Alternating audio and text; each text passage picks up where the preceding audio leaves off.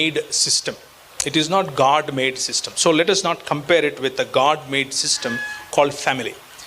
దేవుడు చేసినటువంటి కుటుంబ వ్యవస్థకు మనిషి చేసినటువంటి కార్పొరేట్ వ్యవస్థ సరిపోదు. దాన్ని అసలు మనం కంపేర్ చేయకూడదు.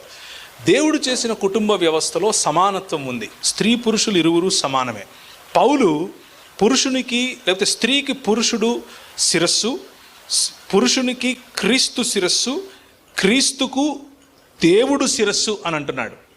పూర్తిగా చదవాలి, అది మధ్యలో ఆపకూడదు. మధ్యలో ఆపితే ఓకే నాకంటే గొప్ప పురుషుడేమో అని అనుకుంటారు స్త్రీలు. అది చూస్తే మనము we are actually affecting the trinitarian theology itself. మనం నమ్మే దేవుడు అయినటువంటి త్రియేక దేవుడినే మనం నమ్మకుండా పోతాం. ఎందుకు అని అంటే when God is the head of Christ, are we saying Christ is lesser God to Father? No, we are not saying that. That is not what we are saying.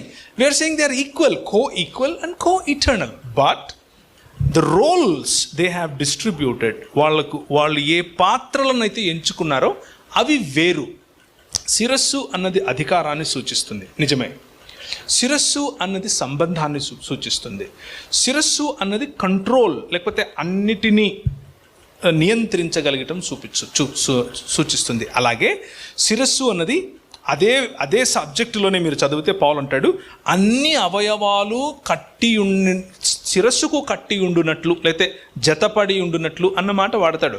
So శిరస్సు అన్నది బేసిక్గా అందరినీ కలుపుకునేటటువంటి పాయింట్, కామన్ పాయింట్ అన్న అర్థం వచ్చే విధంగా అక్కడ రాశాడు.